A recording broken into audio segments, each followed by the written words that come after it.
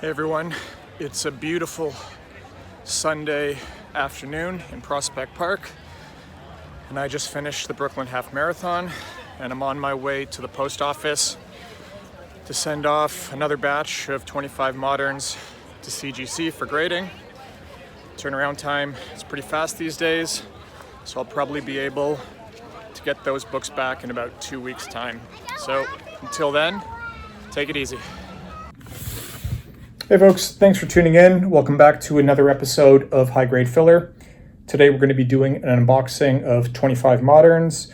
I opted for no clean and press, just a visual inspection and a 9.8 pre-screen. We had such a good result with our last video that I thought I'd see if we could top it this time around.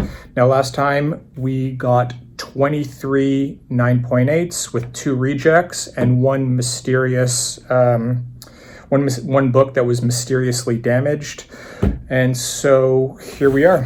Why don't we get started? I thought it would be fun if we kept a running total of the fair market value of all these books versus what it costs to do this shipment. And let's go.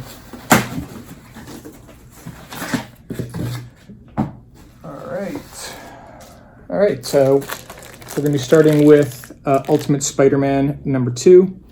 I'm really enjoying this series. I'm reading month to month, and I decided that I'm going to slab the entire run for as long as it's Hickman's original story arc. I think at the time of this video, we're on issue 4. So I'm probably going to wait a month or two before I send another batch down. And that leads us right into Ultimate Spider-Man issue number 3. Is anyone at home reading it? The reviews have been pretty good so far. But I'd like to hear any criticisms about the series as well. Okay, on to Amazing Spider-Man. Here is issue 588. And I think when I started collecting comics again, I actually started at 587. This issue is in the character assassination storyline, where I think Spider-Man's being framed as a serial killer and he has to somehow redeem his reputation. At the same time as the Menace storyline, the original Menace storyline is wrapping up, where we discover Menace's true identity. I'll keep that under wraps in case you want to reread it, or read it for the first time.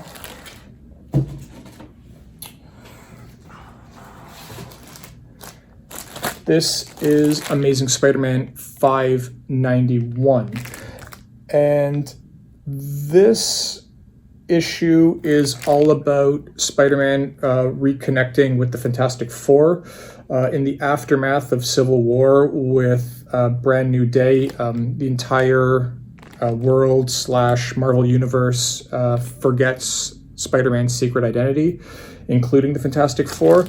And I think in this issue or the next issue, he re-reveals his identity to them. They also go on like an adventure or something. Here is Amazing Spider-Man 596. This is the American Son storyline, which highlights Norman Osborn and Harry Osborn.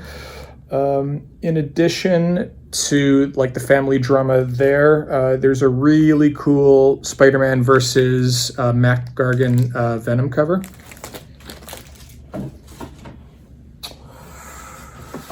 All right, now we're in the early stages of Dan Slott's run on Amazing Spider-Man, where I think he wrote from issue 600 to 801. And this issue 608 starts a 3-part story arc that kind of pulls back the curtain into like the missing years of Ben Reilly when he put himself into exile, which kind of sets the table for current like the current antagonist, Raptor.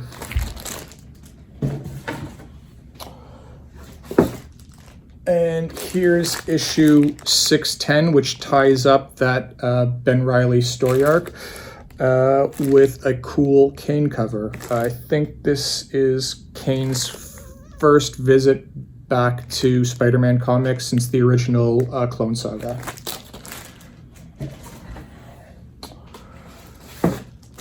All right, Amazing Spider-Man 617. This is in the Gauntlet story arc. And this is a really interesting Rhino cover where Rhino's breaking the fourth wall. I think if you bought all the variants, you kind of got a like the Rhino progressively breaking more and more until he finally busts through on this cover right here. Very cool. 6, 7, 8. All right, we're on to number 9. Slab number 9. This is Amazing Spider-Man 621, also the Gauntlet story arc. The Gauntlet story arc is a pretty brutal run for Spider-Man where without rest in between, he like has to constantly face a whole bunch of classic and new villains. In this particular issue, he's fighting one of the more recent villains that got introduced, Mr. Negative, but he has had some staying power and some popularity, so he still shows up pretty regularly in the comics. Cool cover where Spider-Man and the Black Cat kind of look like the yin-yang symbol. And here we go. This is Amazing Spider-Man 648. It's a slightly fatter book, which always gives me a little bit of stress because they don't hold their condition as well as thinner books. And this is, I believe, the start of the Big Time story arc. Very cool.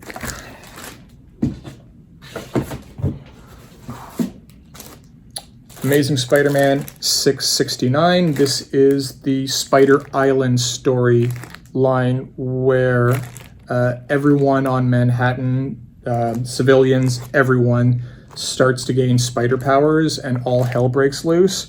And this is a cool Humberto Ramos cover where the Shocker actually has 6 arms a la Spider-Man from issue 100-101. Which is pretty cool considering that he gets to wear 6 gauntlets.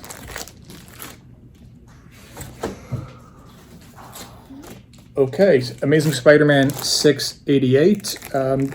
This was a Lizard storyline, but that is a pretty savage cover of the Lizard just chomping into Spider-Man there. Okay. Moving right along. Oh no, box fell over. So we have Amazing Spider-Man issue 6. This is from the volume 3 era. And I think this is in the early stages of Parker Industries where Peter Parker was a CEO. And it also kind of follows the Black Cat returning to like a life of crime and gaining the respect of like lesser villains and kind of creating like a mini empire. All right, slabs down, everyone. I think they're safe. Okay. So what do we got next? This is Amazing Spider-Man issue 2 from the volume 4 era. I think Alex Ross exclusively did all the covers in the volume 2 era, and I'm not complaining because I'm a big Alex Ross fan. And I think this is where Peter Parker, as the CEO of Parker Industries, is like the main thread or like the main storyline behind most of Volume 4, and how he can leverage all of his resources as a tech mogul to fight crime worldwide. And this issue starts like a year or two long crusade against Zodiac, who mysteriously have it in for Parker Industries. Zodiac, I believe, is originally a group of Avengers villains. But yeah, here we go. And continuing that Zodiac thread, this is Amazing Spider-Man issue 9 from Volume 4, where he tracks Zodiac to London with the help of Mockingbird, who may or may not have been his love interest at the time. It's really hard to remember. And next we have the following issue, where it's a cool cover where Spider-Man is fighting, I think, the lead of Zodiac. I think it's the Channel. But anyway, more Parker Industries.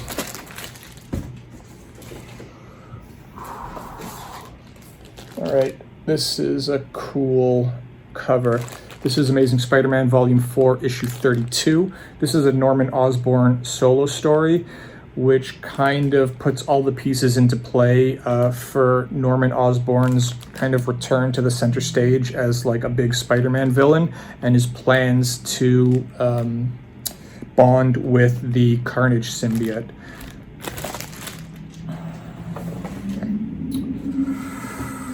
All right, next we are fast forwarding quite a bit.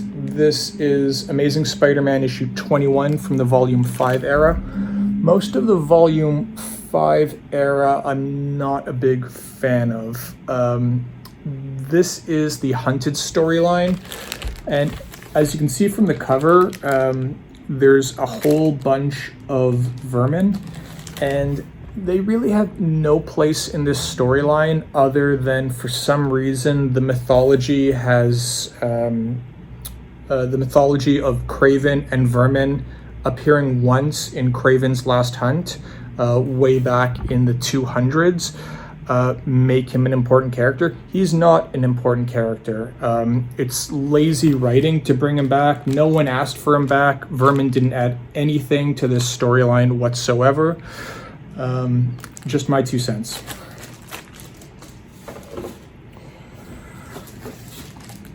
Next, we have Amazing Spider-Man Volume 5, Issue 31. This is an Absolute Carnage tie-in. Full disclosure, I don't really know what's going on in most like Marvel-wide story events. I really didn't know what the point was for Absolute Carnage, and I didn't care to find out. I guess starting in Spider-Man comics, there had to be a tie-in here. Reading this book, just more questions than answers. I have no idea what happened in this book.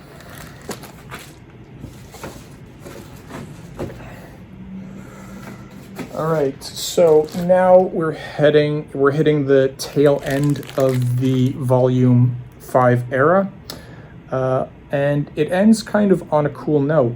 This is Amazing Spider-Man issue 75. This is Beyond Chapter 1, and this brings Ben Reilly back to the center stage. Peter Parker, for the duration of the Beyond storyline, Peter Parker gets injured, and Ben Reilly essentially becomes the one and only Spider-Man while Peter's recovering. It's not quite as clear-cut as Ben Reilly is being sponsored by the Beyond Corporation. And spoiler alert, it might not end too well for him.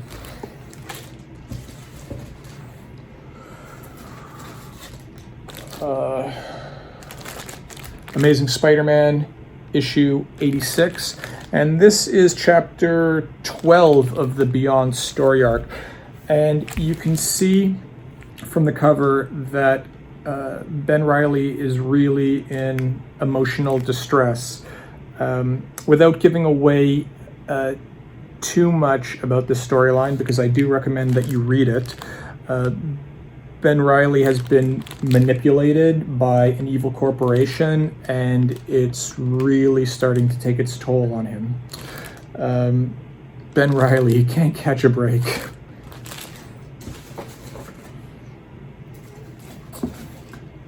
And this, I believe, is the penultimate issue of the Volume 5 era. This is Amazing Spider-Man issue 92.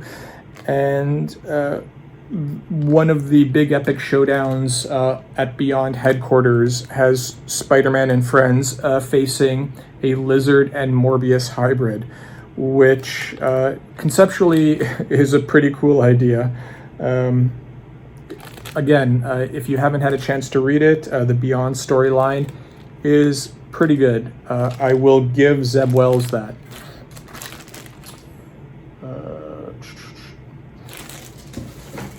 All right, that was the last slab. And if you're counting at home, I think we hit 22 9.8s. I was hoping for 25 out of 25. I have a lot of faith in myself, but 22 is not so bad. 3 rejects. Last time around, one of my books was sent back to me completely mangled. I'm hoping these books come back in better shape. Let's just take a quick look at the books in question.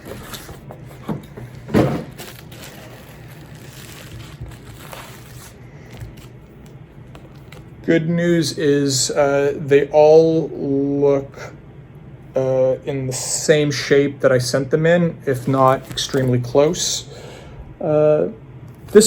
This book was the one borderline call that I sent in. This is Amazing Spider-Man 45 from the Volume 2 era.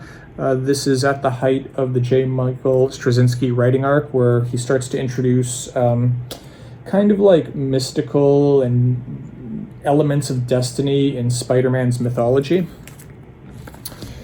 This is Amazing Spider-Man 790. This was the lead up to the epic showdown with Norman Osborn and the Carnage symbiote. I'm not sure why this book didn't hit 9.8. I'll take a closer look. You never know. And I did send in Volume 5, Issue 49, Legacy number 850. This is a fat book. It's a square-bound book, and I hate these books because they're really harder to retain higher grades with them, and so I kind of have it in my mind that CGC is a little bit more forgiving with the condition on these books. And even after taking a look at it, I thought it was a 9.8. Not so much, I guess. I'll take a closer look after the video's done. But that's it. That was pretty good. 22 out of 25. I'll probably do 1 or 2 more 9.8 pre-screens without cleans or presses. And I am gunning for that elusive 25 out of 25, that perfect score. So until next time, take it easy, and thanks for watching.